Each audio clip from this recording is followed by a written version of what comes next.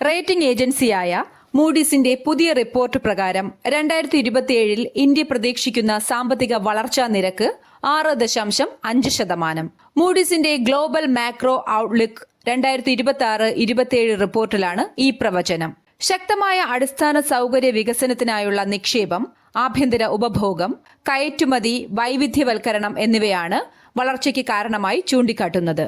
G20 രാജ്യങ്ങളിൽ ഏറ്റവും വേഗത്തിൽ വളരുന്ന സമ്പദ് വ്യവസ്ഥയായി ഇന്ത്യ തുടരുമെന്ന് റിപ്പോർട്ട് പറയുന്നു. ബഹിരാകാശ നിലയത്തിന് സമാനമായി സമുദ്രത്തിന്റെ ആഴങ്ങളിൽ സ്ഥിരം ഗവേഷണ നിലയം സ്ഥാപിക്കാനുള്ള ഇന്ത്യൻ പദ്ധതി ഏത് ദൌത്യത്തിന്റെ ഭാഗമാണ്? Deep ocean mission Samudrayaan project.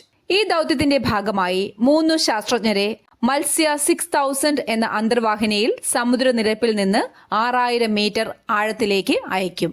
ആഴക്കടൽ പര്യവേക്ഷണം, ധാതു നിക്ഷേപങ്ങൾ കണ്ടെത്തൽ, സമുദ്ര ജൈവ വൈവിധ്യ പഠനം എന്നിവയാണ് പ്രധാന ലക്ഷ്യങ്ങൾ.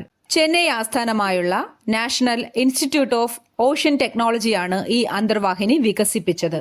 ഈ നേട്ടം കൈവരിക്കുന്നതോടെ US, Russia, China, France, Japan എന്നീ രാജ്യങ്ങളുടെ പട്ടികയിലേക്ക് ഇന്ത്യയും എത്തും.